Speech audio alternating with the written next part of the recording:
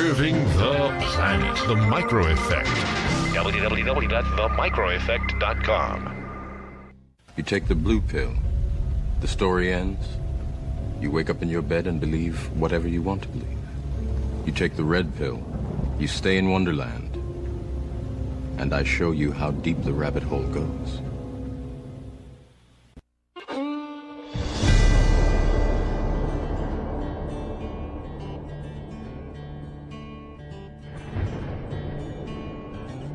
There was a mighty nation, blessed above all of creation. It was a rare and precious pearl,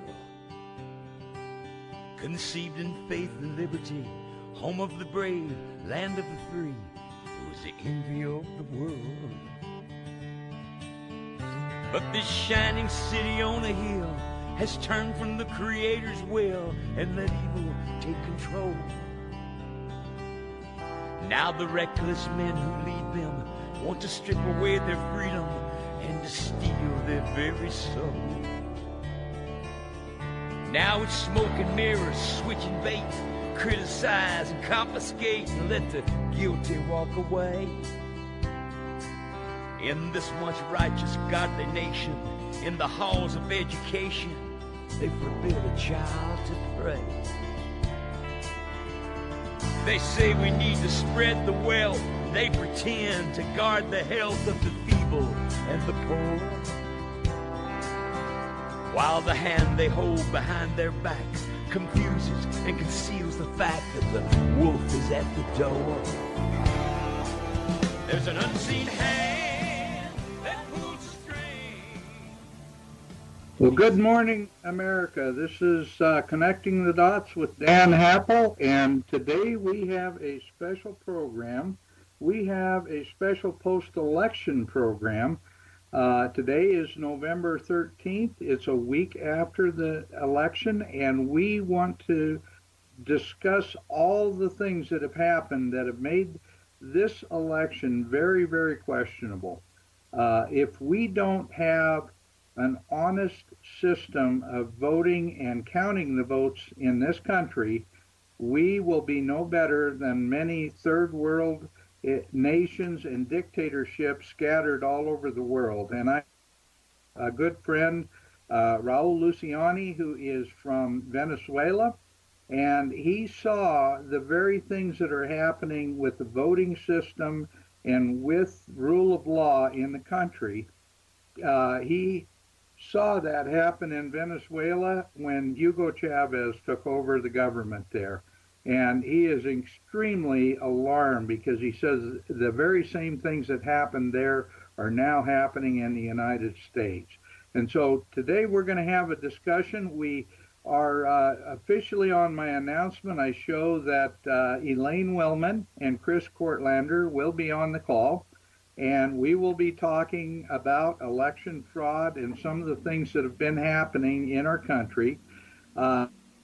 In the second half hour, we will be joined by Gabriela Mercer, who is the secretary of the Republican Party in Arizona, and she ran for Congress against Gravala in that district and was defeated several years ago, but saw the degree of election fraud that was happening down there. She'll be joining us in the second half hour.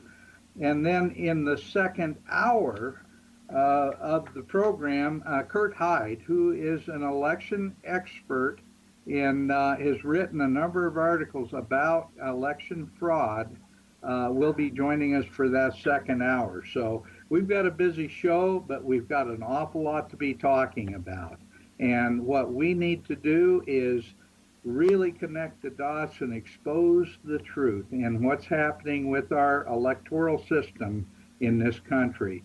With that, I welcome Chris. I know you've got an appointment that you've got to leave fairly early, so I'll open the show with you, and I'd like you to tell our listeners what you see as a real problem, certainly in the state of Montana, if not around the country.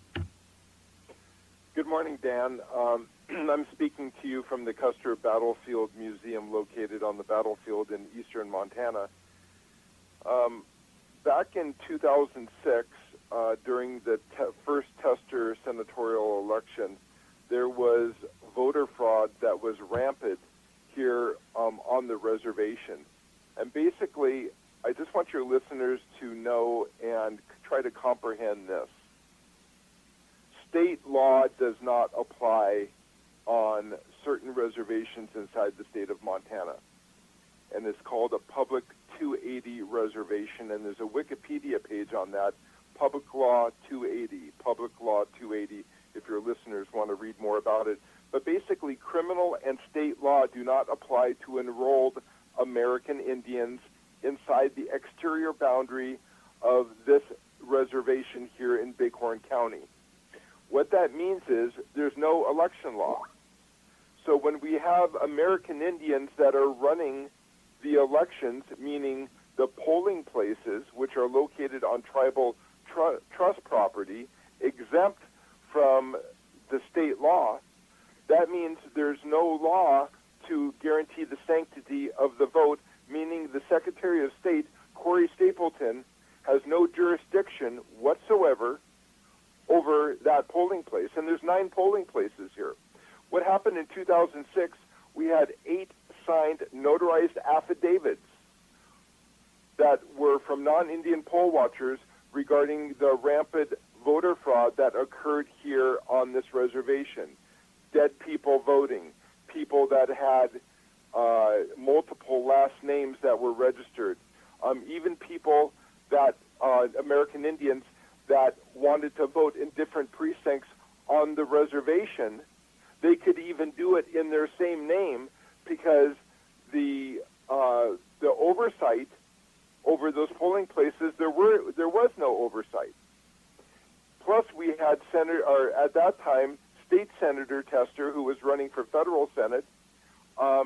His campaign was issuing $40 checks to enrolled American Indians within 40 feet of the polling place front door.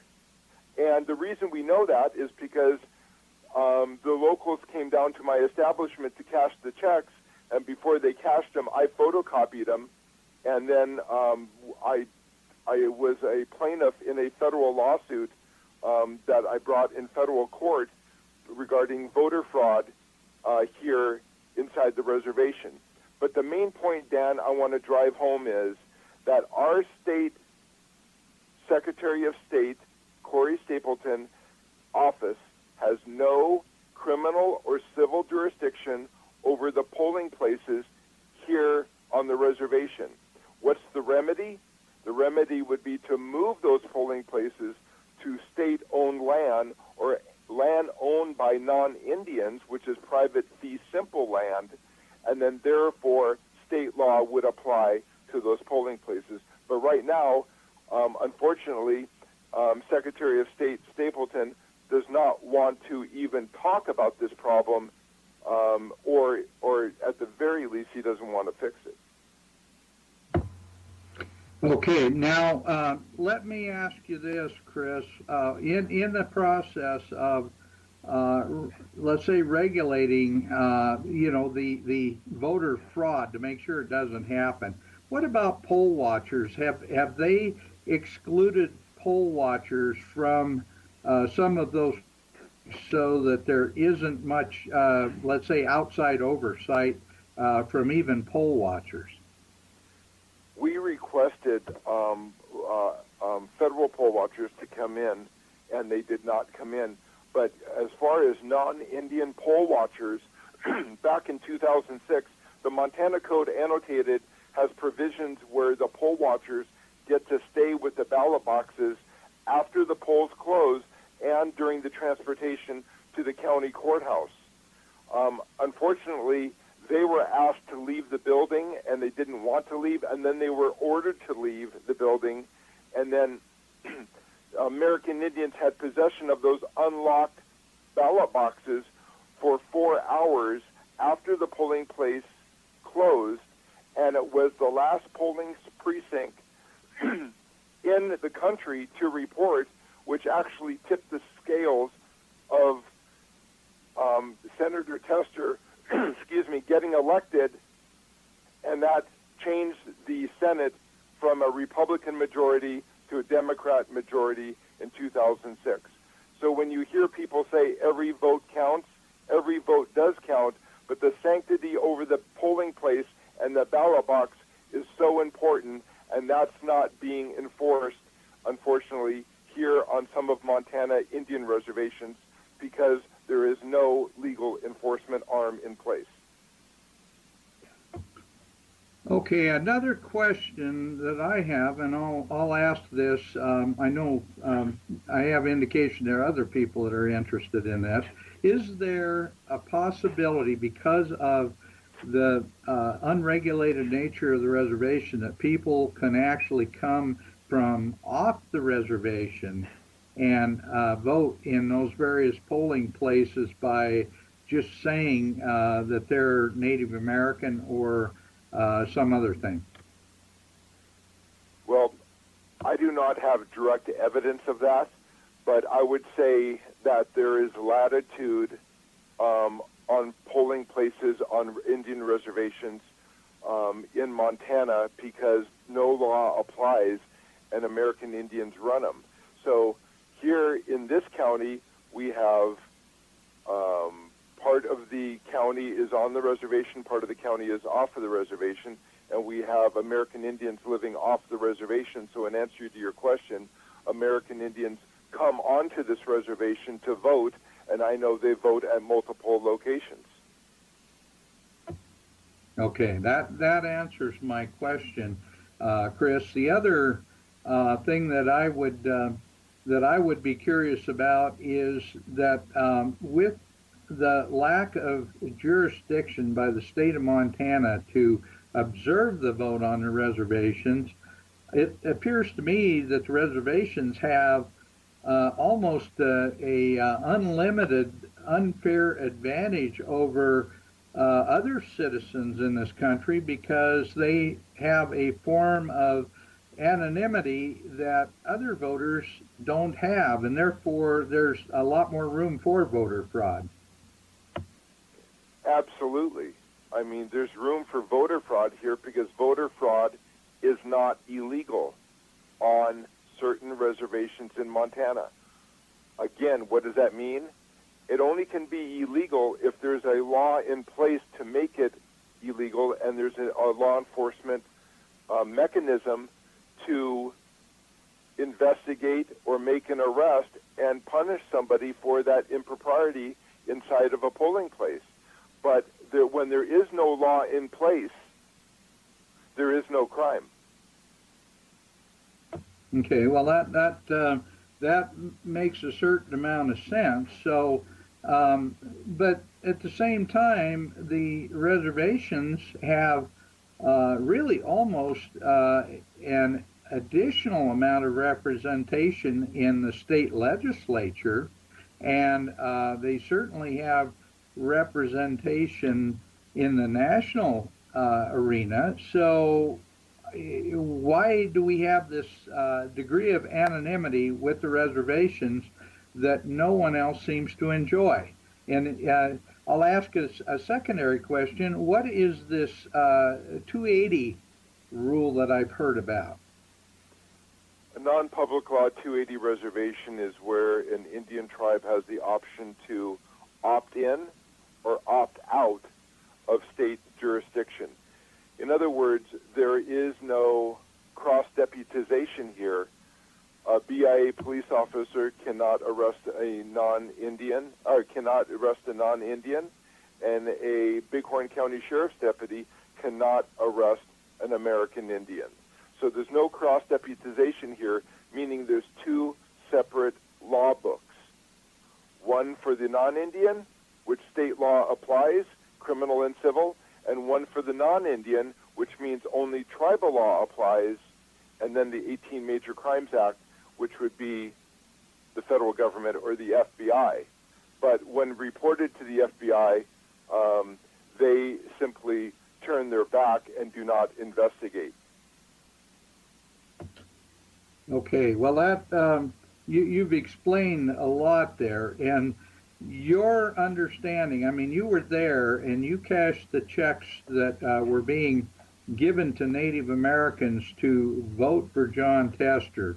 And we've got those checks on our website so that people can see. And they were drawn on the Montana Democratic Party. It was actually on their checking account. Is that correct? That is correct, for the benefit of John Tester. John Tester was running his campaign. As you know, Dan, every campaign, the buck stops with the candidate. He's the one that approves or disapproves what is done in his name on his behalf. And that's an actual fact. And you do have copies of the checks that I cashed. We have the evidence. We brought a federal lawsuit. Unfortunately, the lawsuit drug out for a couple years. The next election happened and made this point moot, and we were dismissed from federal court. But we did make it of record, and we're not making these facts up, Dan. Everything that we're talking about this morning regarding the no law being applied to some of the Montana American Indian reservations is very true. And unfortunately, our Secretary of State is unwilling to meet or to talk about this, and at the very least, make any changes. Right. Well, I don't know. There's an inordinate fear because of political correctness to address issues if any minority group is involved. And this is obviously, we've got to get over this. I mean, we've got to, we can't be unfairly biased toward majority groups, but we certainly can't be unfairly biased to the point where we allow criminal or illegal activity to occur just because of minority activity. That just doesn't make any sense. Yeah, and keep in mind, Dan, we're not talking about disenfranchising American Indians. We want the American Indians to vote. But when the Secretary of State, who's in charge of the federal elections inside of each of the 50 states of the United States of America, when he doesn't have jurisdiction over those polling places, there's a problem. We're not saying move the polling place off of the reservation. We're saying move the polling place to fee property inside the reservation so state jurisdiction applies. Right, and so that you can have a legitimate poll watcher, verifiable by the state Secretary of State, and you can make sure that the process is honest, and that's reasonable. I mean, there's nothing unreasonable about that kind of an idea. No, I mean that's what our country is founded on, obviously, and look what's going on in Florida. Well, that happens every election that happens on some of the Indian reservations in the state of Montana.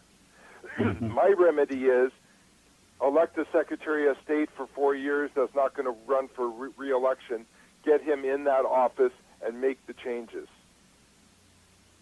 Yeah, I agree, and we need to do some of this stuff legislatively, and the fact is with a significant number of Native American legislators in the state of Montana, they have a very solid voice in that decision. But make it to the point where all the voting is verifiable, it's quantifiable, and it can be monitored. And with that, you're going to take a lot of these questions off the table.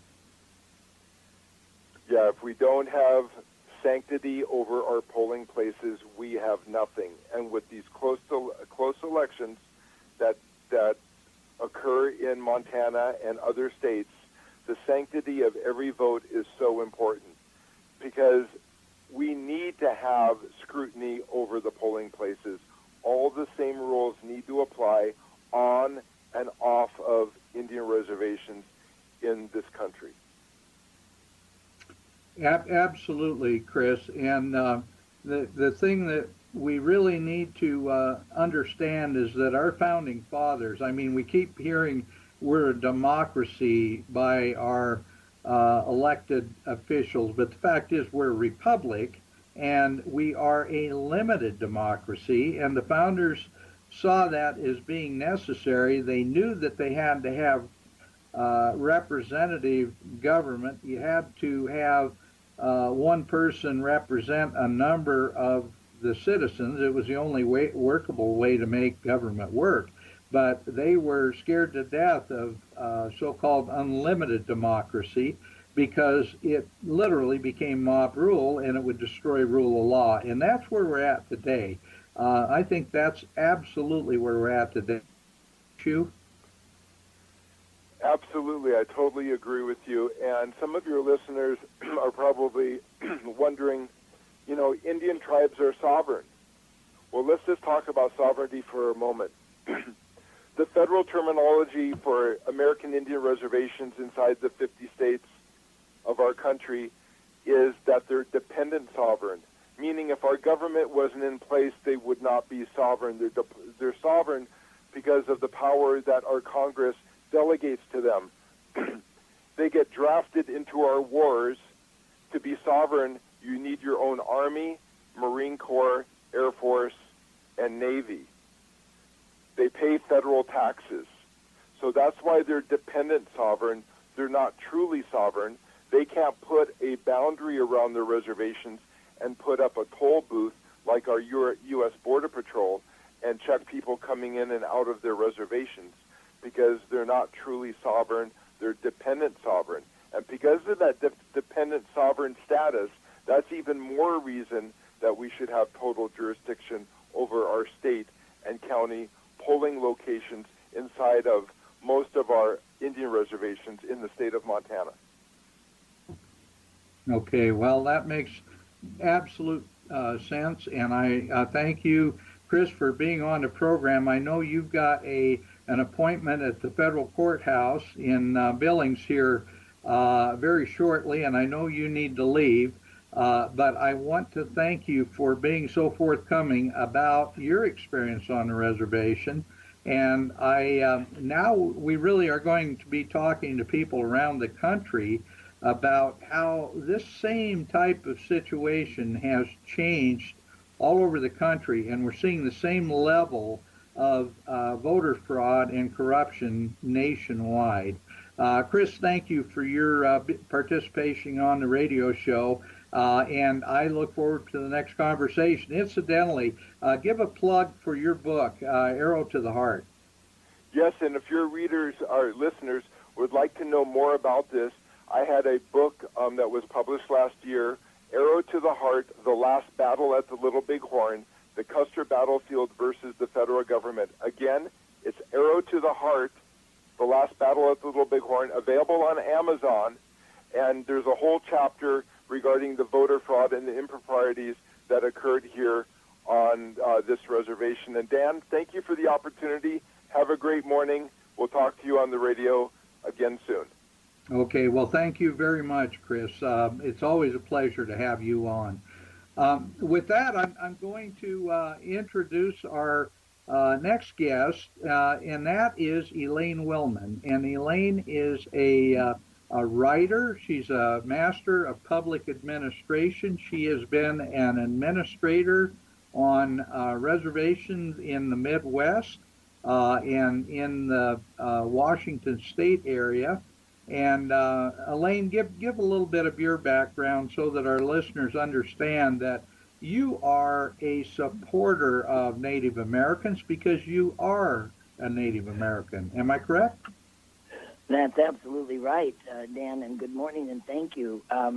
Yes, I am of Cherokee ancestry. My mother and grandmother were enrolled Cherokees, and my husband is Shoshone.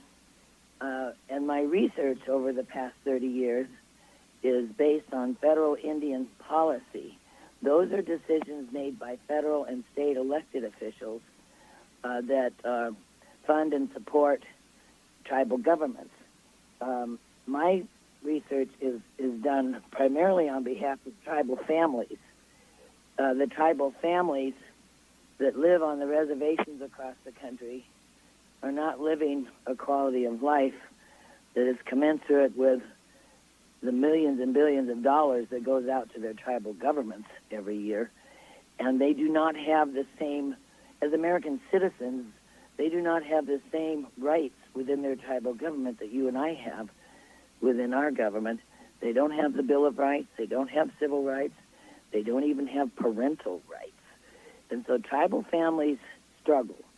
And that is the momentum for my research, is to work on behalf of Native Americans. I'm called anti-Indian because I confront some of the policies that support the tribal governments who are not supporting their people. So they call me anti-Indian, but I'm certainly in this field on behalf of tribal families across the country and on behalf of the rest of us who annually fund this plantation lifestyle that our tribal families are enduring on the reservations. So that's kind of where I'm coming from.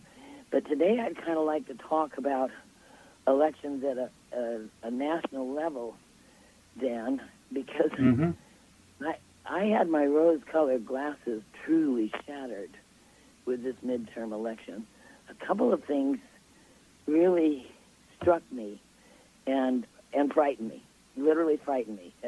One is this pattern of, you heard Chris Cortlander speaking of the issues on an Indian reservation, but we have a pattern in at least 6 states now of these late arriving ballots by the millions, by the boxes, by the truckloads, coming in after polls close and after, coming in inappropriately, that are changing the elections. And then in this midterm election, it affected at least 6 states.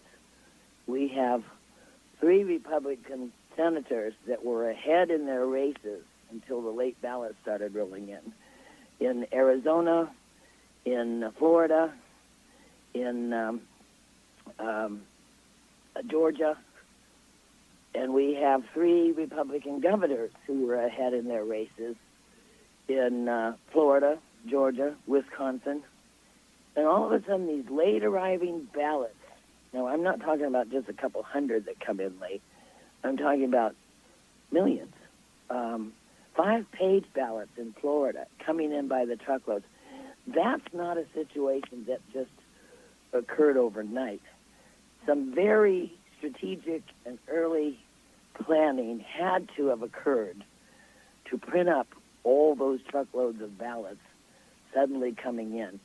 And what that has done is it has rendered my vote and your vote irrelevant. And it is that mob rule that is, it is the lawlessness that has hit our elections. And we know the lawlessness has hit a lot of other areas of our country. But the lawlessness that has hit our elections across this country muzzles anyone who's not a Democrat. And that troubles me deeply. So I'd kind of like to hear your other guests, and I'd like to weigh in on this, because if I don't have a vote, I just have no voice whatsoever. Mm-hmm. And that really deeply troubles me, Dan. Well, Elaine, it troubles a lot of us, and we're going to have some really lively discussion during the next half hour and the following hour, because we've got several people that are going to be on this radio call that are deeply involved. One of them, and she'll be on right at a commercial break that's coming up right about now, but Gabriela Mercer from Arizona. Gabriela is she's a naturalized Mexican and a naturalized American citizen who came here legally, who has been involved with the Republican Party in Arizona. She's now the secretary of the state party in Arizona, and she's watched what's happened with the senatorial race between Kirsten Sinema and Martha McSally, and she's going to have some great information on how that whole thing came about. So we will get that discussion in the second half hour right after the break. So I want you to kind of flesh out some of the areas that you have really come into contact with, but we'll do that right after the break. Serving the planet. The Micro Effect. www.themicroeffect.com. And we are, as a people, inherently and historically opposed to secret societies, to secret oaths, and to secret proceedings. For we are opposed around the world by a monolithic and ruthless conspiracy that relies primarily on covert means for expanding its sphere of influence. It was 1776 when the founders signed the writ of independence from the Brits. It was revolution. Well, welcome back to Connecting the Dots with Dan Happel, and today we have Elaine Willman on the call. And Elaine, we left with the discussion about how reservation policy has really impacted the people who live there, and I'm talking Native Americans. And I think a perfect example is the Child Welfare Act that's present on the reservations, and how that is used as a tool by the leadership on the reservation to keep the various local citizens, the Native American citizens that are on the reservation, under control. And we certainly saw that with the Salish Kootenai Water Compact. I don't want to get too far afield, but I know that when I was up at the legislature, we were up there testifying with you and others, and there was a Native American gentleman who was brave enough to stand up and say that they were opposed to the treaty, and here's why. And he talked to me privately after he had testified, and he said, Dan, I am scared to death that they're going to come after me and my family because I am swimming against the stream, against the leadership of the reservation. And lo and behold, didn't that gentleman lose his children as a result of child welfare coming in and taking away his children? And he's had no access whatsoever to those children, even as of today. Am I right about that? Yes, he had custody of his two grandchildren, and it's not long after his testimony, he got a knock on the door from Tribal Child Protective Services saying, you're a bad parent, we're taking your children. And that happened to another couple, another fellow who also stood up and gave testimony. That couple lost three girls, their three daughters, and this was 3 years ago. They don't even know where their daughters are, and they have not seen them. The Indian Child Welfare Act gives tribal governments parental control. Dan, can you hear me? Yes, very definitely. Definitely we can hear you. Okay, I was having a problem with my phone here. I'm sorry. The Indian Child Welfare Act, Congress gave tribal governments 100% parental control of all enrollable Indians 18 and under. So tribal families, parents, do not have control of their children. Their government does.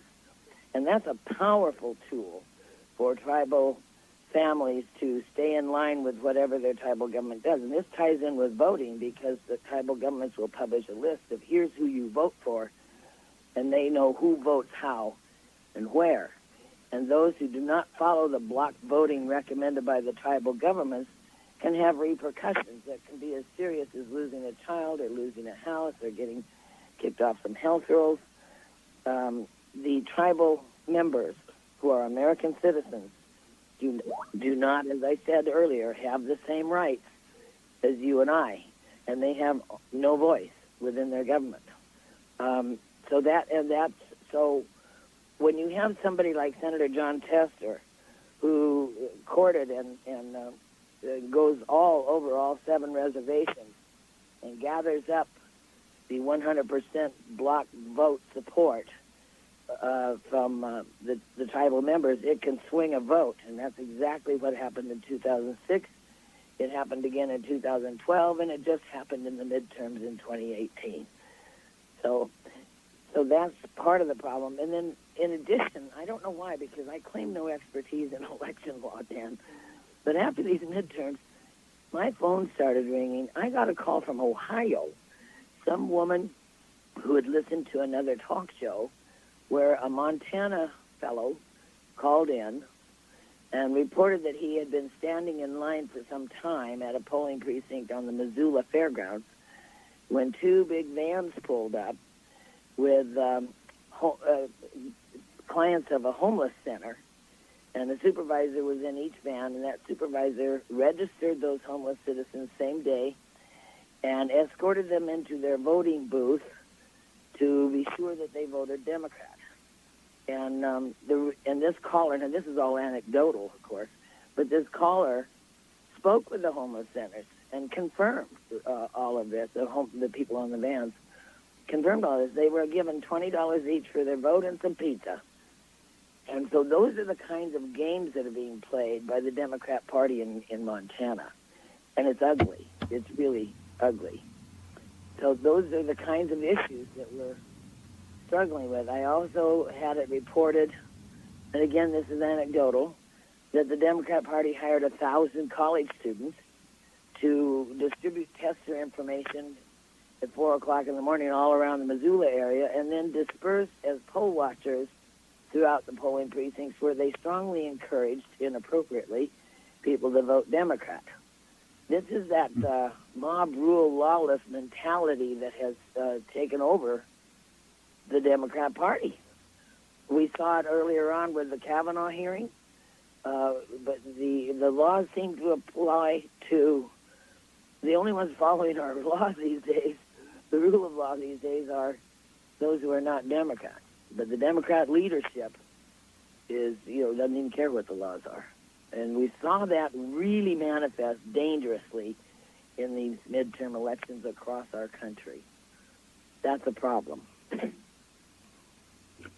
Yes, you're right. It is a problem. And the thing that we are seeing pretty much nationwide is that what you're speaking about is really rampant in communist and totalitarian countries. And communism even openly states they care not about the law, they care about winning. That's Saul Alinsky's rules for radicals. And that's exactly the mentality that's been happening in our country. And quite honestly, the Republican Party, at least for the most part, have been silent about it.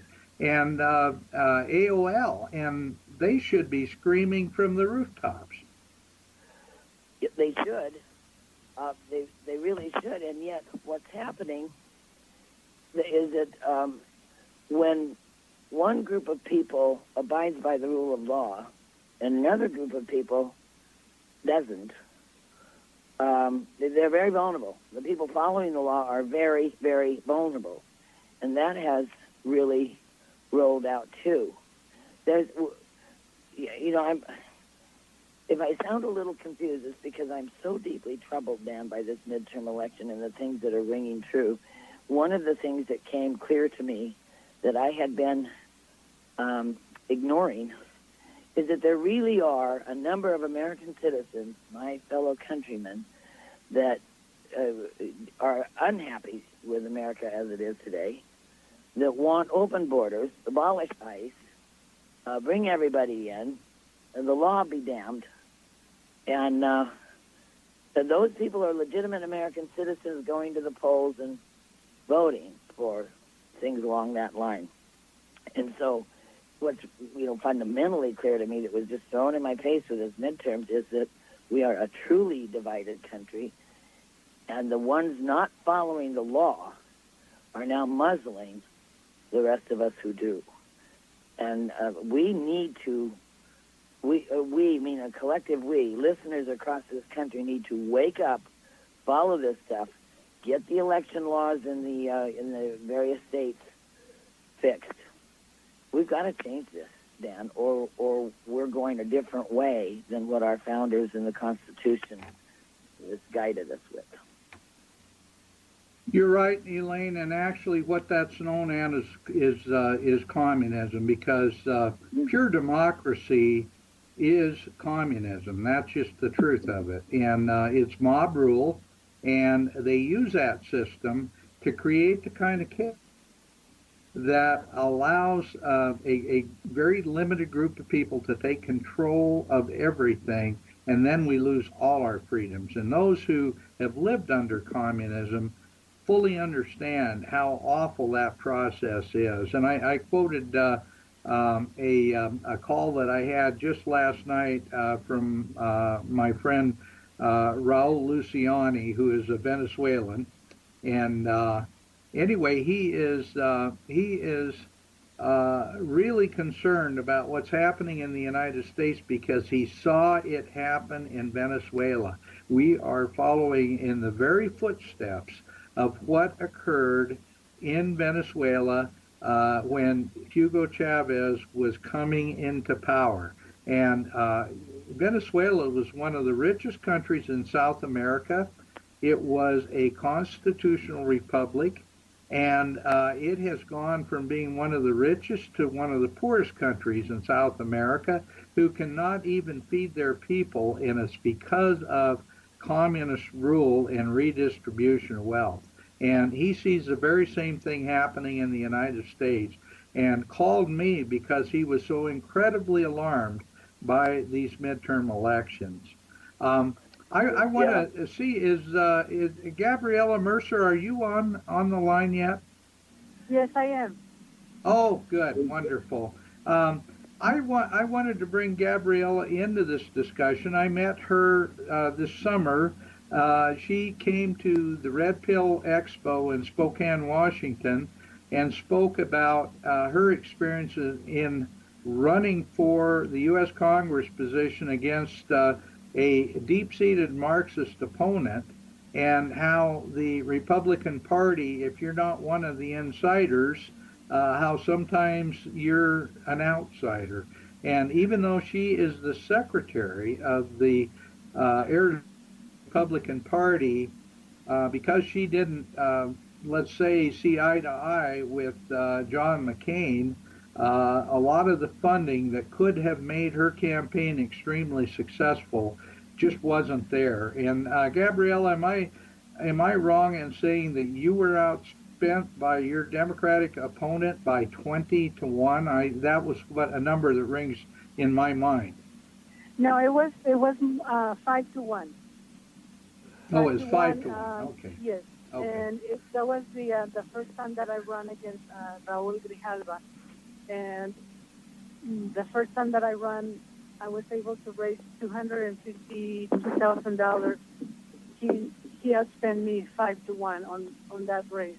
The second time, the Republican Party just totally blackballed me, and we're telling everybody, don't give her any money, she cannot win.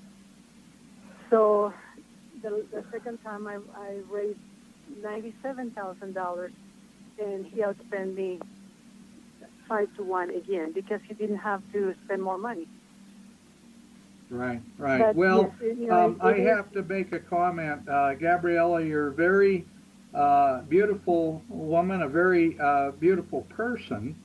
And I know that you are exactly what legal immigration is all about, because you immigrated to the United States legally in the 1980s, and you've gone on to college here. You've done a lot of things. You've got a daughter who is a Marine who is working with PTSD victims.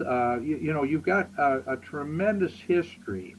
And I want our listeners to understand that the reason that you're on this call is because you too are very alarmed with what's happening in Arizona, and want to tell our listeners just exactly how corrupt the system has become down there because of all the illegal voting and so forth. So I'm going to give you the floor for a few minutes. If you would like to just kind of tell our listeners some of the things that you have observed and some of the things that you would like our listeners to hear about? Thank you, Dan. I appreciate the opportunity. Well, basically, everybody already knows that Martha McSally conceded the Senate race. There's so many speculations about why she did that, in spite of there's still supposedly 166,000 votes or ballots to count. But she conceded yesterday. The speculation is that when McCain passed away, Governor Ducey appointed former Senator John Kyle, and he agreed to serve at least until the end of this year. So, the speculation is that Martha McSally is waiting for Doug Ducey to appoint her to serve the remainder of John McCain's term. So that's one of the speculations, and that's the one that makes more sense. But my observation and what I don't understand on what happened here in Arizona is that all of a sudden all these 500,000 ballots appear out of nowhere, and these are quote unquote early ballots. Supposedly, a lot of people, they don't trust the United States Postal Service. I don't trust them either. But who, in the right mind, who's going to buy into that system of voting early just out of convenience when on the day of elections they go and walk their ballots to the polling places, and without knowing that those ballots may be counted, may not be counted. There's so many irregularities that happen this election cycle with the early ballots, and it's maddening. It's just totally maddening. I've been advocating to ever since the PEVL, the permanent early voting thing started to get popular, because it's convenient, because people can vote by mail. But they don't stop to think about, to me it's like, this is my right. I earned the right to become a citizen, to have the right to vote. That's one of the reasons that I became a citizen. So I could go vote. To me, it's like an exhilarating thing to go and sign my name on that book of the register that they have at my precinct, present my ID, and vote in person. It just it makes no sense for me to vote early unless it is, when you're absent. Like voting for absentee ballot, I have no problem with that, because we have our military that have always voted absentee when they're away. People that are sick, if you know that you are going to be gone on election day, by all means go vote early, but go vote to at the places where you can vote early. But this early voting by mail, it just makes no sense, and that's where we're seeing all the discrepancies, all the corruption, and it needs to change. It needs to change. And we were sold, the people of Arizona were sold a bunch of lies about this, how convenient it is to vote early. But by election day, the candidate may be disgraced, disqualified, withdrawn, under indictment, in prison, or dead. I mean, there's so many variables for voting early, and therefore your vote goes nowhere. And then with all these shenanigans that we've seen in Florida and here in Arizona, people need to stop and think about, is this convenience really worth it? I don't think right. so. I just Right. No, you're absolutely right, Gabrielle. And one of the things that I think a lot of people miss is that in most states there are reporting requirements by the polling places to the Secretary of State to assure that you don't have this kind of a fiasco going on. And in most states, they have to, by law, report the number of votes, and each jurisdiction and each polling place, they have to report the number that voted within about 30 minutes of the time that the polling place is closed. And that is to protect against this kind of fraud. And now we're seeing literally and boxes and boxes, and as Elaine said, truckloads of votes show up days after the election. That's wrong, because who knows where those votes are coming from.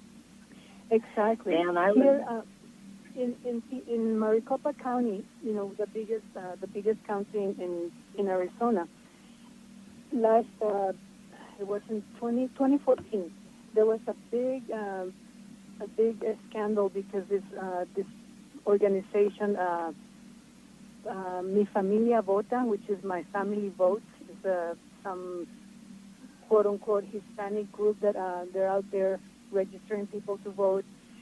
They were going from precinct to precinct, dropping ballots, and they were bringing boxes loaded up with ballots.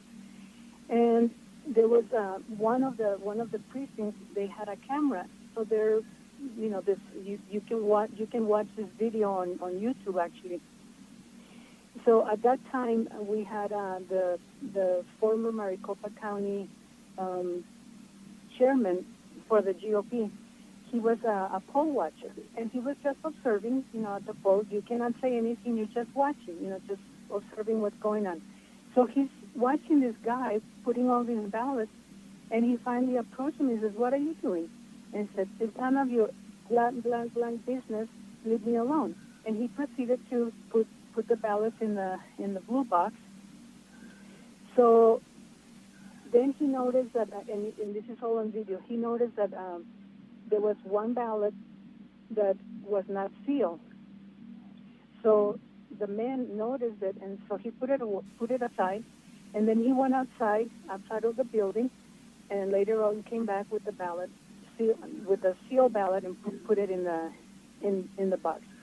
So we got smart, and we said, hey, we don't want this, so we pushed our legislators to ban people from bringing too many ballots. So now you can bring your wife or your kids, no more than Gabrielle, 4 ballots per person. I hear a commercial break coming up. I'm sorry to interrupt, but can you hold that thought, and we'll pick it up right on the other side of the break.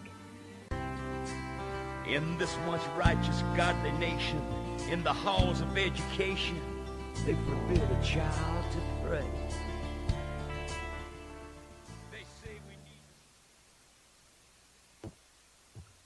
Well, welcome back to Connecting the Dots with Dan.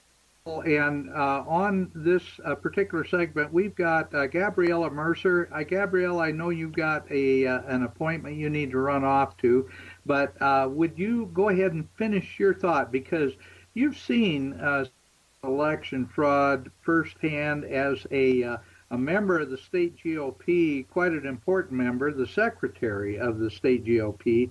You've seen a lot of this stuff happening in Arizona, and I'd like to get as many of your comments as I can before you need to leave.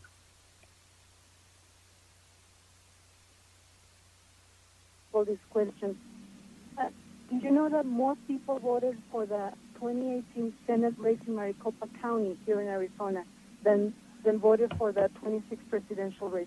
That's about 100,000 more votes that supposedly were cast. Historically, off-year elections have a lower turnout, not a dramatic increase like supposedly we had this election cycle.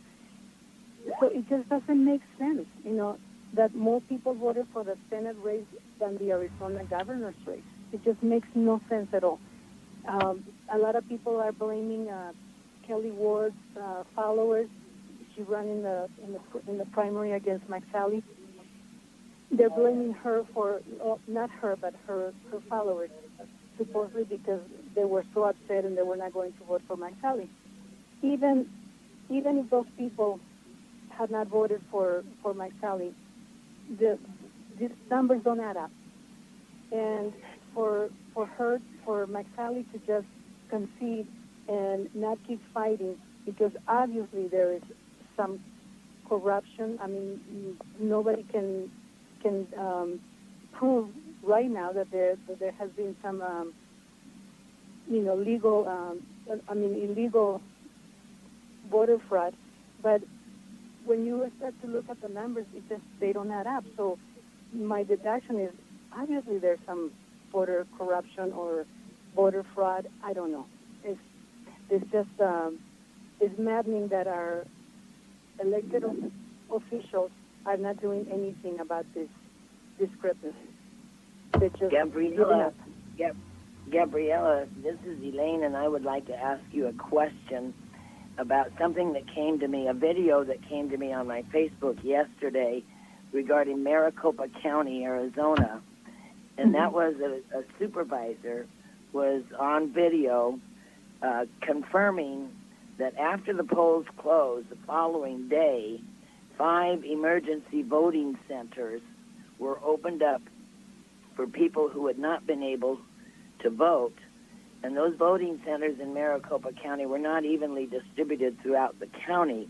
They were opened up after the polls closed the following day in primarily Democrat regions of Maricopa County. Have you heard about that, or do you know anything about that?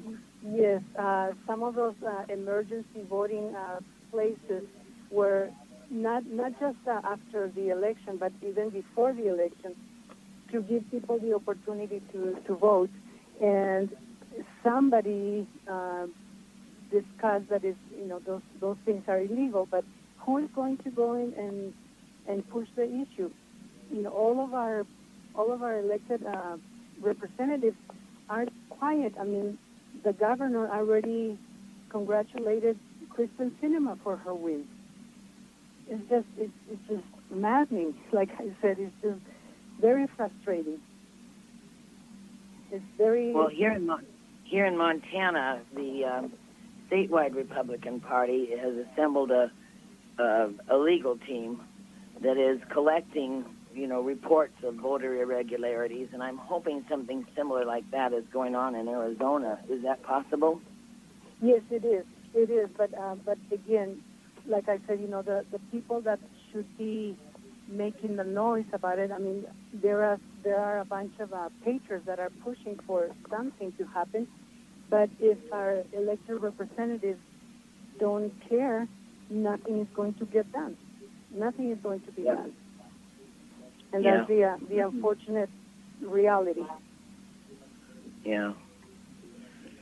Yeah, that, ladies, that's why I put the quote I did about that's attributed to Joseph Stalin, and that is, I care not who casts the vote, I care who counts the vote. Who counts the vote, that's yes. paraphrasing slightly. And that is exactly where our problem lies, because we have no control over the counting of the votes either. And when you've got all these late votes and all these strange circumstances coming in after the polls are closed, and we don't have control over the counting of the votes because of a lack of oversight, we are absolutely waiting for the kind of fraud that went into the election of Hugo Chavez in Venezuela. Yes.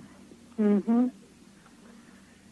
Yes, that's true. It's disheartening sometimes, and I don't know what's going to happen or what's going to motivate the elected representatives to do their job.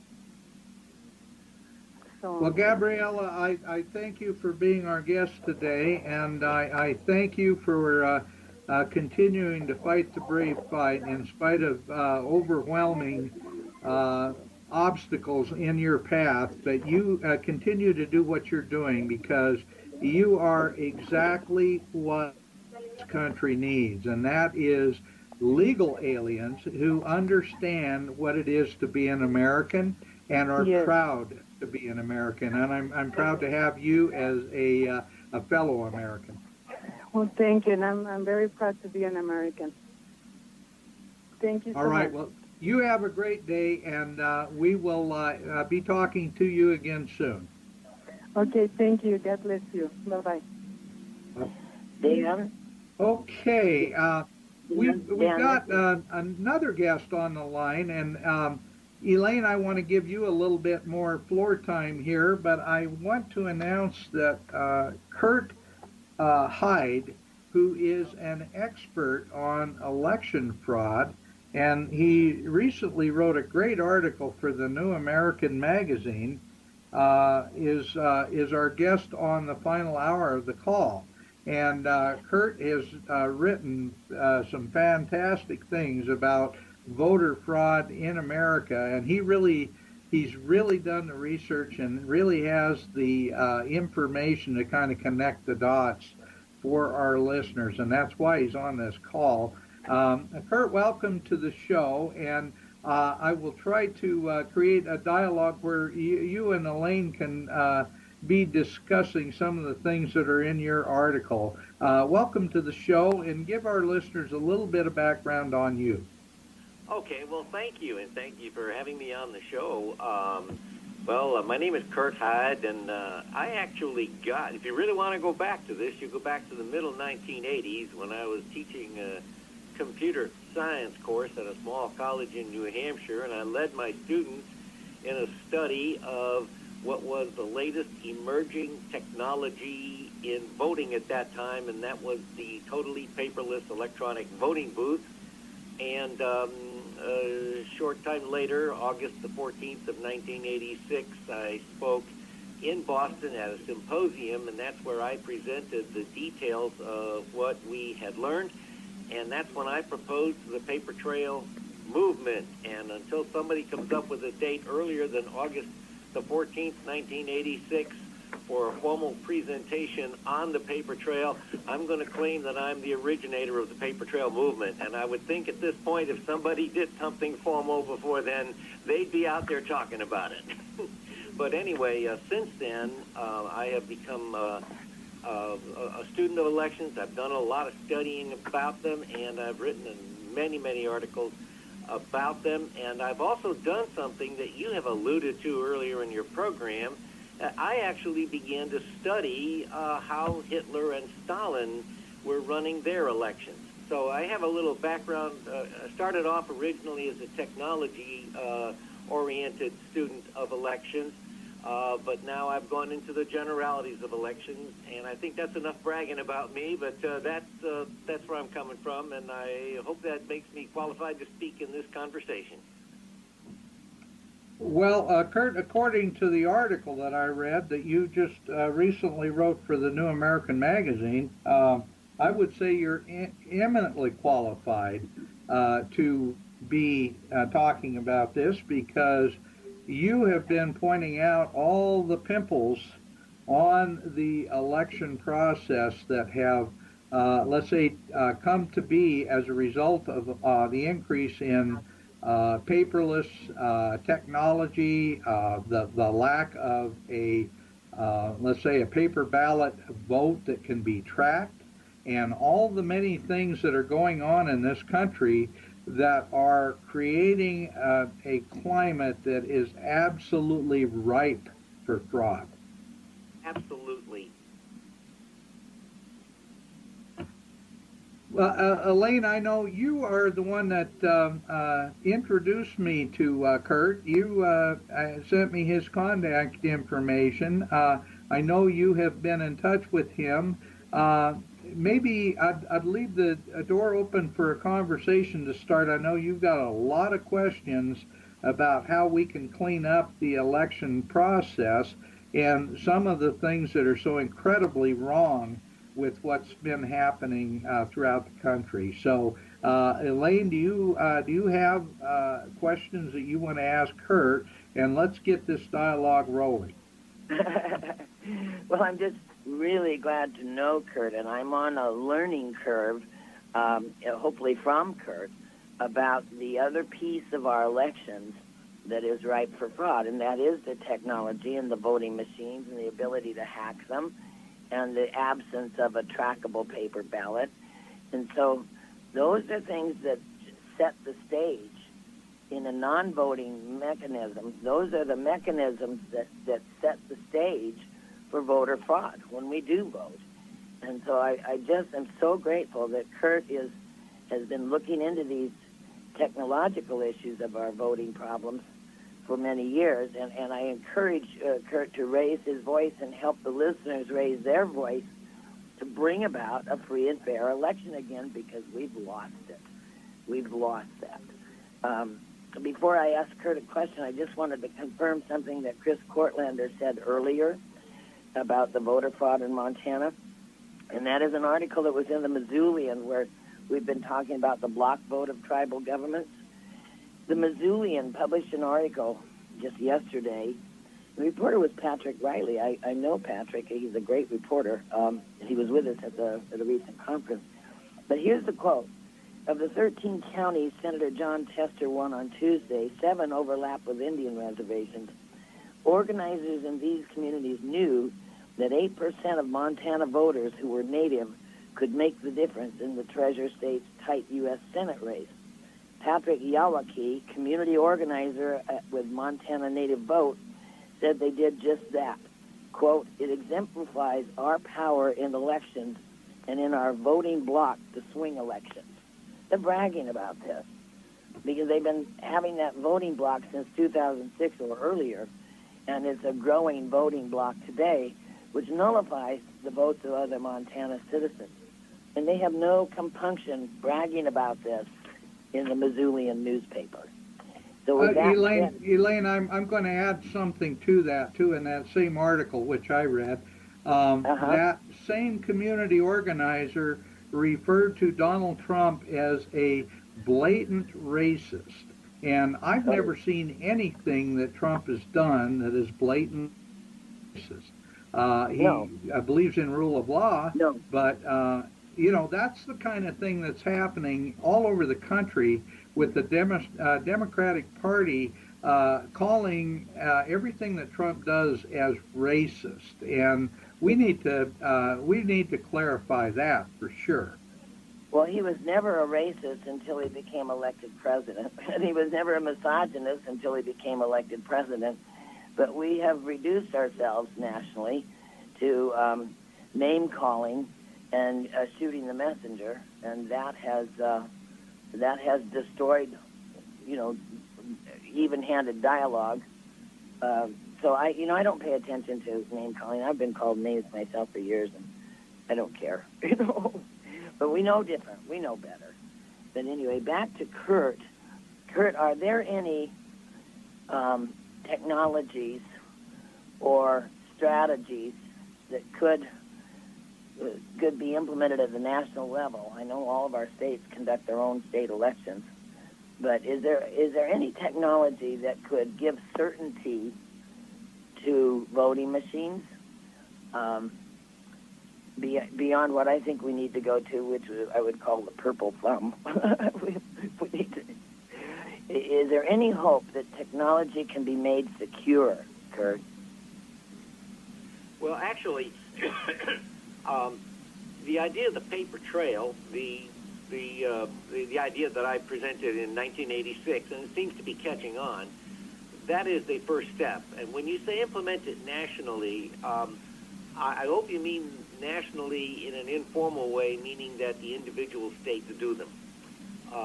Because to have the federal government run the elections or start making wide-ranging and wide-scoping new rules and regulations in general is unconstitutional. But that the idea of a paper trail is only the beginning now, because there is a new dirty trick that has come out. I don't know if it's being used very much or not, and that is that they're also destroying the paper trail, at least in some areas here in Texas. They're destroying the paper trail in the election reporting, and they're also destroying the paper trail in voter sign-in. So we really do have erosion going on even in a red state like Texas, where the voting officials many times are just doing this on their own without really having a law passed. So we need to really preserve the paper trail, not just so we can check on the voting machine, and also because we need to make sure that the election results are not being tampered with, like tampering with the totals. And the other thing is that we also need to have that paper trail for when the voters sign in. And then we can go even further on this. I could go on all day, but I'll just say one more thing that came out in the 2016 elections, and that was how incredibly difficult it is to get even a small representative recount done to make sure that the paper trail itself is actually being used to make sure that the computerized voting equipment has not been tampered with.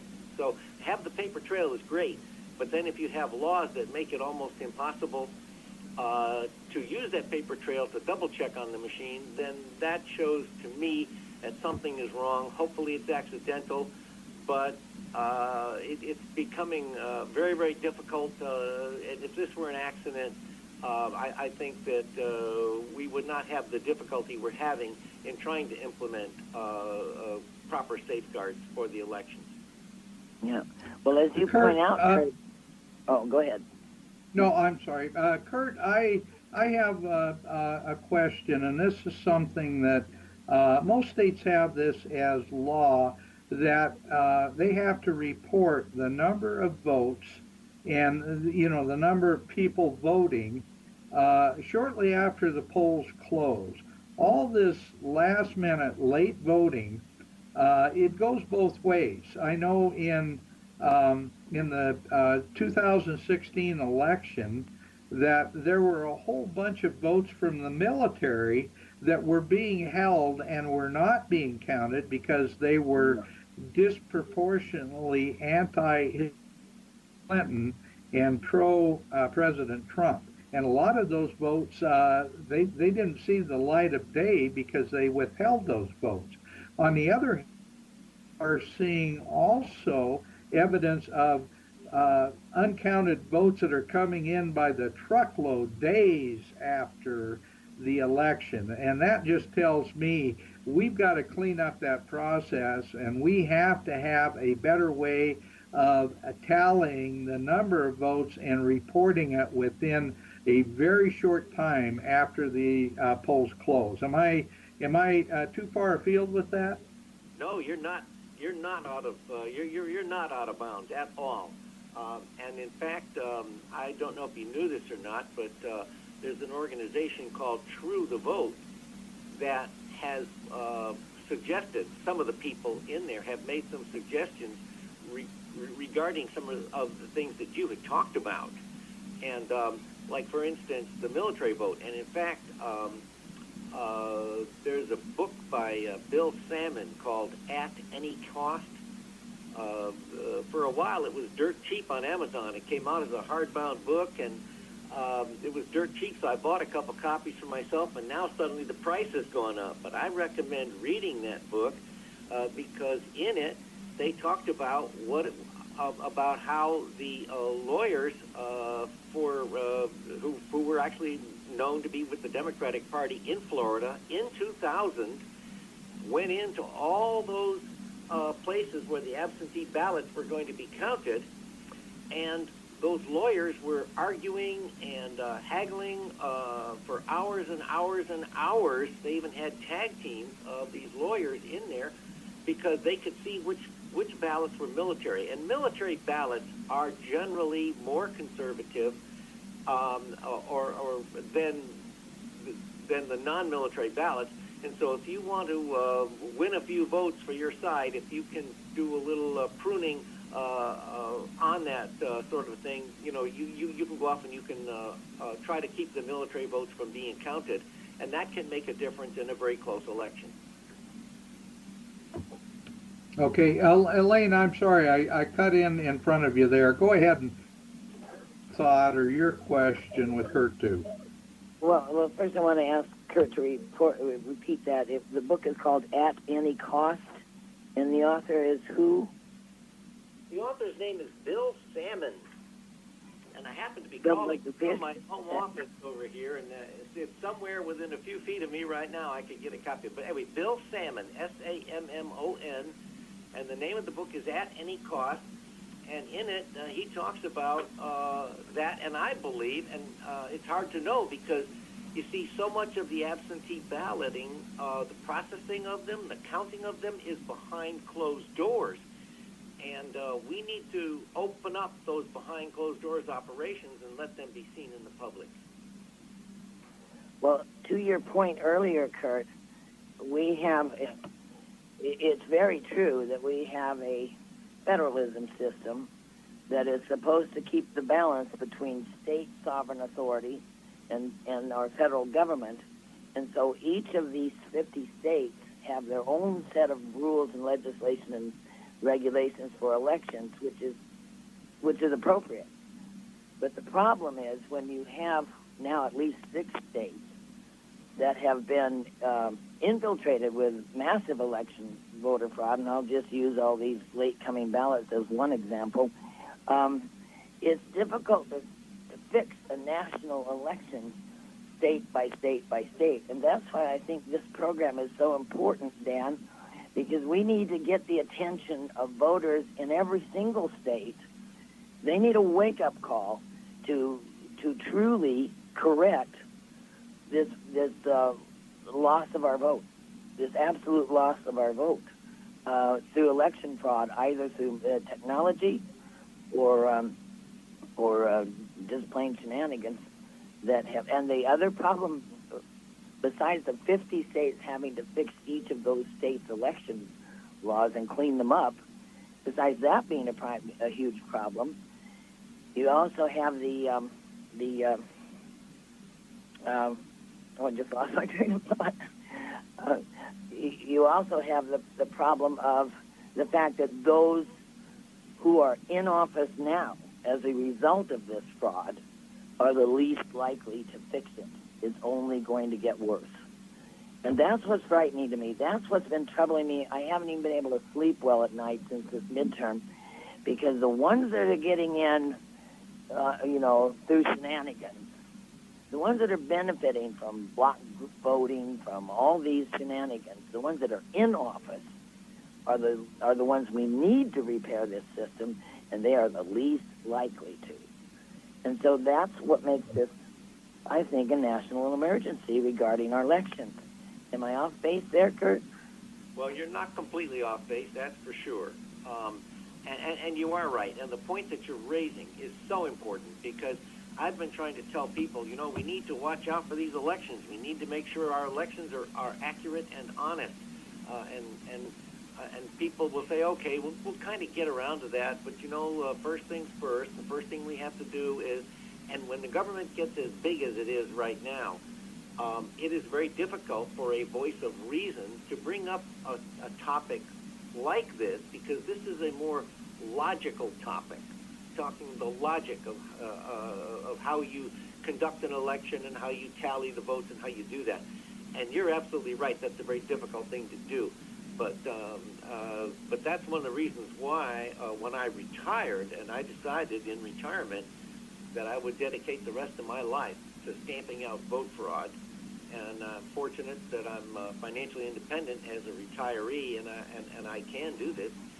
But that's the reason why I became a writer for the New American, is because it's associated with the John Birch Society, and I'm not an official spokesman for either one, but the thing we need to do is we need to start by educating the public. And I think that's the first thing the public needs to know.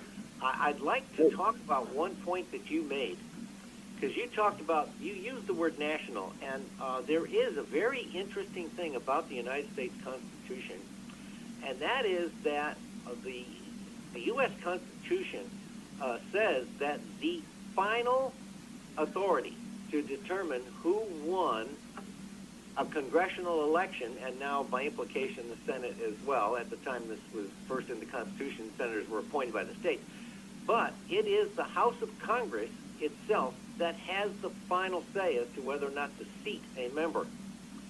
So, and this has been done, but usually by Democrats. Republicans don't, and they should be doing it. They should be questioning these elections because the House of Congress that gains this person, whether it be the Senate or the House, has the final say as to whether or not they are going to recognize the validity of the election that elected that person. And I would also recommend to you that you also read Federalist paper number 59 by Alexander Hamilton, and in it he also explains that there is occasionally allowed under extraordinary circumstances for there to be some degree of national oversight over elections. But he also cautions in there that a complete federal oversight of elections would be completely dominated by the federal government, and soon it would destroy the states. Thanks for pointing out that Federalist paper. I will go get that. I've got the whole collection. But Kurt, let me ask another question. There's been some rumors and discussion here and there about a national voter ID card.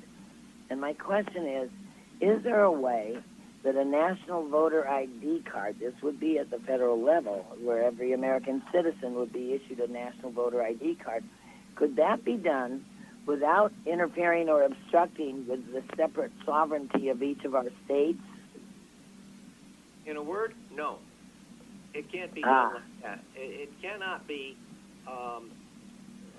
That would be unconstitutional. Okay. Because I see that as a possible solution, that every American citizen has a photo ID voter card, but that's probably not going to work either. Well, I don't know what our answers are, but we're in deep, deep trouble here. Well, if I we are, and I have to mention that we're moving into a commercial break. I'd like to pick this discussion up exactly where we're at, right on the other side of the break. Okay.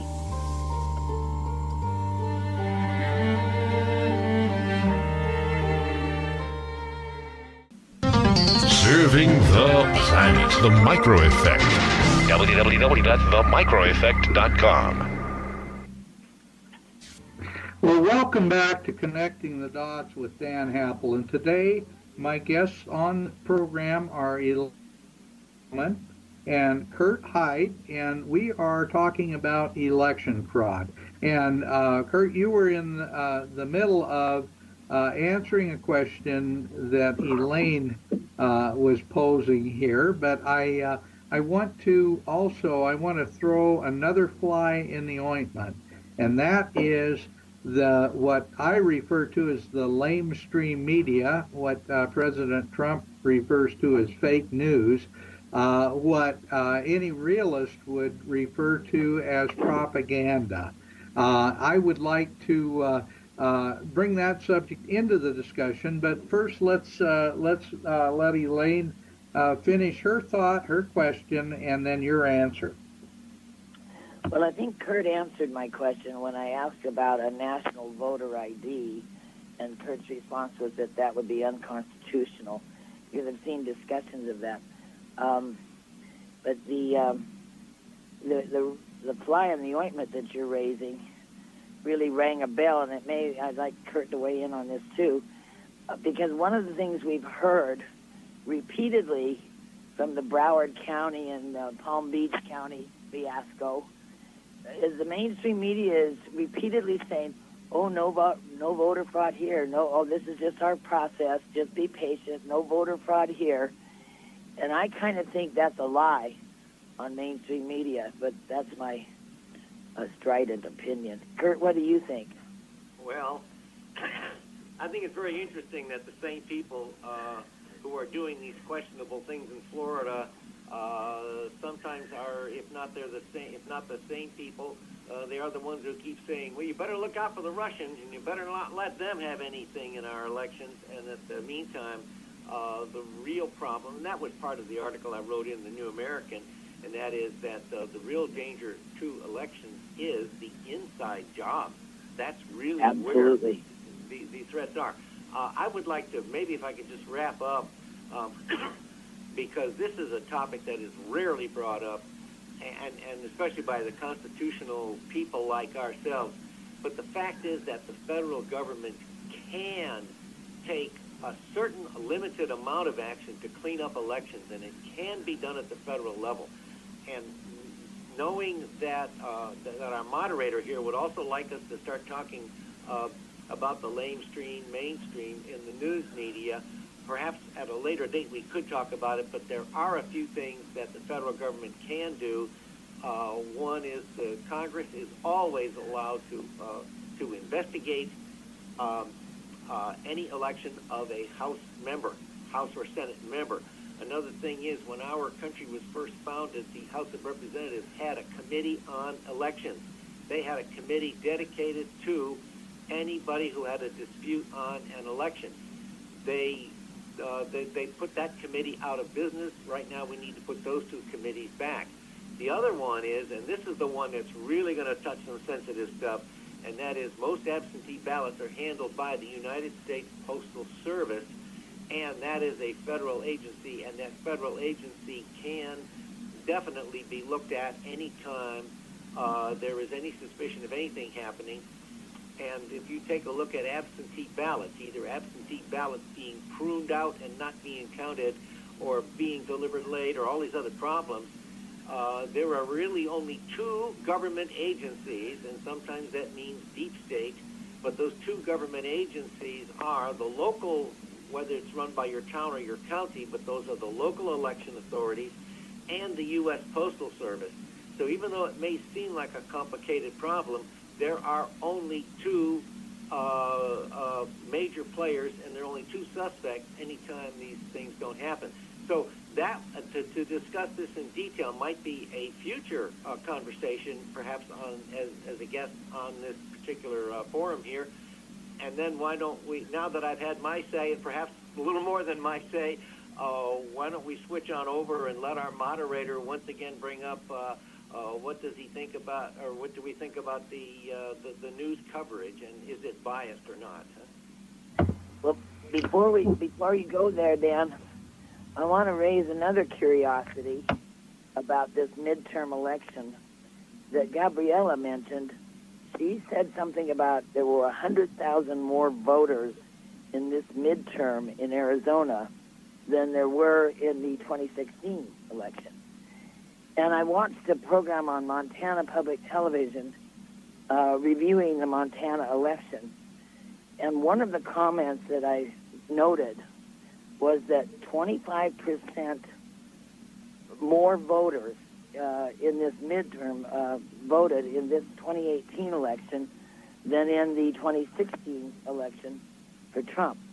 So when I think about a midterm, which normally has low turnout, and when I think about this midterm that has this massive late arriving ballots coming in, it makes me think that somebody, probably immediately after Trump was elected, somebody within the Democrat mechanism and machinery started right away to initiate a change in government through this election fraud that occurred in 2018. Now that sounds like conspiracy theory, but these massive ballots didn't just materialize overnight when a poll closed. Mm-hmm. Somebody had been working on this for a couple of years. Go ahead. Elaine, that's one thing that I think all of us here on this conversation, and probably most of our listeners, would agree to, and that is that communists are incredible organizers. They are so good at creating the scenario that allows them to win, and that's what communism is all about. It's not about fairness. It's not about rule of law. It's about winning, and that's, as I mentioned earlier, that's the key point of Saul Alinsky's rules for radicals, is that you do whatever's necessary to win, and that is what many of the progressives, and I include some of the Republican progressives in that comment as well, but they're extremely good at organizing and creating a scenario that allows them to win. Kurt, you I'd love to have you weigh in on that because you have an enormous amount of statistics in your articles and how so many of these areas, there's so many more votes than there are registered voters, and so many irregularities. I'd like to have you talk about those. Okay, well, that's no doubt about it. There are quite a few places now, quite a few counties that have been found where the total number of people registered to vote exceed the total number of people eligible to vote in those counties. Also here in Texas, there was, I believe it was in Houston, there was a UPS store where people were using UPS PO boxes as their residence addresses. And not only were there, I think, approximately something like 80 people registered in there, but I think even during the early voting, there were perhaps, I think 20, 25 of them, perhaps, so let's say 25% turnout rate already of these people, and we have no idea where they live. And Texas law requires that people register to vote at their address, a verifiable place, so we can verify that you exist.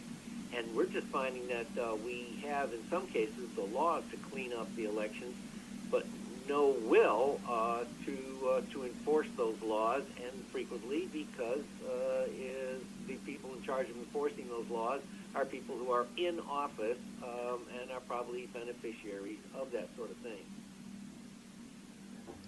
Well, Kurt, I noted in your article you mentioned that there were more than 4 million registered voters in Texas that can't be verified in the database of the Texas Department of Public Safety, and that's required by law.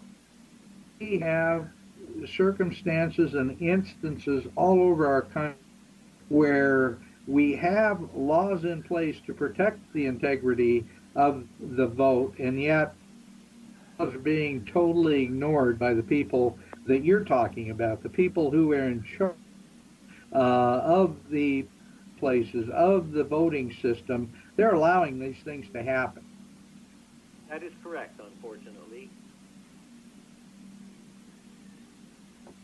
Okay, let's talk about the lamestream media. Let's talk about how things have been reported. I know you mentioned the 2016 elections in your article. You talked about Donald Trump and how there's this big push to expose, quote unquote, Donald Trump colluding with the Russians to unfairly influence the elections in the United States. And had said that during the third debate that he would look at the outcome of the election because he didn't trust basically the integrity of the election system. And there was so much outrage by all the media groups and by Hillary Clinton's campaign, and they said this would be the first time in American history this sort of thing has happened. As soon as he got elected, they started doing exactly what they were screaming at him about. Well, that is correct. That is Capitol Hill hypocrisy in action. And by the way, what Mr. Trump said, if I'm not mistaken, was that I'm going to look at the process before I accept it. I'm going to take a look at it. In other words, if you want to say, well, if all of a sudden 50 or 60,000 absentee ballots come out of nowhere and suddenly everything changes in Florida, I'm not going to look at Broward County. I'm not going to look at Palm Beach County because that would be undermining democracy. You see, this is the kind of lamestream news media likes to say that, but then there is no evidence that there was any collusion with the Russians. And in fact, if Donald Trump, and I think this was in the article if I'm not mistaken, but when this whole thing came about, when Donald Trump was making a point during one of the debates and saying, hey, are you listening, Russian hackers? And that was regarding the improper protection of Secretary of State Clinton's emails. And then she turned it around. She twisted it, quoted him out of context, and to then say, well, see, he's conspiring with them. And I think I also put in there, too, if he were in some sort of secret conspiracy with the Russians, I don't think he'd be talking about it on national television. But let's get away from talk about the personalities. The fact is that the news media has done a real flip-flop on this, a real flip-flop. No, I agree. They've done a complete turnaround on that, but it's pretty obvious that there's a level of bias there that is totally in favor of the progressives or the liberals on the left, because they are the same people that control those media. We've done other programs, and basically in this country, all forms of major media are controlled by 6 organizations, 6 big corporations, and they all tend to lean liberal, with the exception of Fox. For a time was quite conservative, but even they are starting to go the liberal direction in the way they report things. I'd like to make a different note, because another thing that shattered my rose-colored glasses was that the legitimate American voters voted for very strange people, very legitimately. And as an example, in Minnesota, the fellow who lost his license to practice law some time ago, whose very close friend is Farrakhan, who's currently being investigated for domestic abuse and financial abuse, was elected Attorney General of Minnesota. Legitimate Minnesota voters put him into office. And that's a fellow who's the Attorney General without a license to practice law, under domestic abuse investigation, and a very close friend of Farrakhan. And Minnesota voters said, yeah, we want him to be our Attorney General. So I hope this program reaches a few fellow Americans to look at who we're putting in, because here's another problem. The last 2 generations, maybe more, but at least 2, educated in our K through 12 system, learn nothing about the Constitution and our civics and our history. And those people are all voting now, and they're putting into office folks who know nothing about our Constitution or our history or our government. So we have mainstream media hijacked, and we have voters uninformed about our country, and they are putting in people who do not have the best interests of our country at heart. So it's really us Americans that have to do something about this. And that's who I hope is listening to your show today, Dan. Am I wrong on these things? No, you're right. The reason that America has suffered the loss of constitutional foundation is because we have become so complacent and so ignorant of facts and of issues that we will literally vote on a soundbite. And the problem is those sound bites are controlled by the same people who control every bit of dialogue that comes out of our country and out of the radical left. I think of, you mentioned Minnesota. I think of the fact that, a recent senator from Minnesota who won a very, very narrow was found to have a whole box of ballots in his trunk of his car. This is the sort of thing that if our American voters were awakened and understanding of just how important this system of government is and how unique we are in the world, would be standing up and protecting the rights of freedom that can only be under our Constitution. Kurt, I feel like I'm dominating too much of this conversation. Would you like to talk a little bit about some of the things that you've been working on and why it's so important that average Americans become more and more involved? Well, of course. Thank you. There's a couple things I've done that I'm pretty proud of. I'd like to bring up. A couple years ago, I wrote an article for the New American entitled "Dictators Dictating Elections," and in that one, I looked at how the dictators actually do run these elections. That was in the October 24th, 2016 issue, and you had alluded to that a little bit in there. But in that article, I did some of the nuts and bolts of exactly how dictators run elections, and I think it's very important that we see that. It's a little deeper subject even than what we're dealing with here, and knowing exactly how they do it. Another thing I've also done, which is the exact opposite of that, and that is I've been able to study. It's great to be retired and to have the time to do these things, but I actually, as I'm reaching over here, I was able to buy something for about 10 or 15 bucks on an online auction, and this is actually the election laws of the state of New York from 1871. And you know something? They had the solutions to our problems. Right here in this book that I'm holding in my hand, they talk about how you run an election and little things like it is illegal to block people from walking in to observe what's happening at the polls.